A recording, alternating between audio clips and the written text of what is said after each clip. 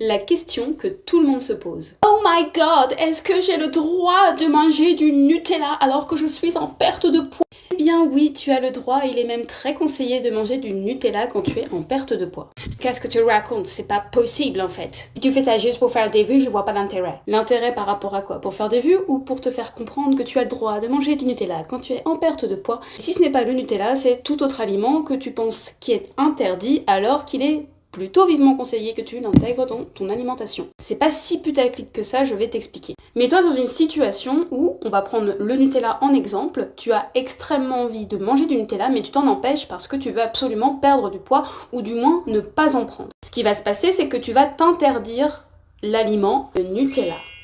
Du coup, ce qui va se passer avec le fait que tu te l'interdises alors que tu en as envie et que tu aimes ça, c'est que tu vas y penser tout le temps. Le fameux « ne pense pas à l'éléphant rose », qu'est-ce qui se passe? Tu penses à l'éléphant rose. Et ce qui se passe, c'est que tu vas mettre des aliments interdits, donc, sur un piédestal. Tu ne fais que y penser. L'équilibre dans une alimentation, c'est inclure des aliments que tu penses être interdits, mais que tu aimes. L'équilibre, donc, c'est avant tout manger des aliments effectivement en majorité le plus brut possible, donc des fibres, des protéines, des glucides, des lipides, en quantité adaptée, des vitamines, des minéraux, etc. etc. Et l'équilibre, c'est aussi inclure des aliments qui vont être un petit peu plus vides nutritionnellement et qui vont venir nourrir ton cœur, potentiellement tes émotions. Bien sûr, tu vas te dire, oui, mais j'en ai marre de manger avec mes émotions. Or, c'est impossible de vraiment détacher l'émotion et le fait de s'alimenter. Et soyons nuancés dans le propos, je ne suis pas en train de dire, vas-y, mange autant de Nutella que tu en veux, finis le pot. Non, si tu finis le pot, alors que c'est complètement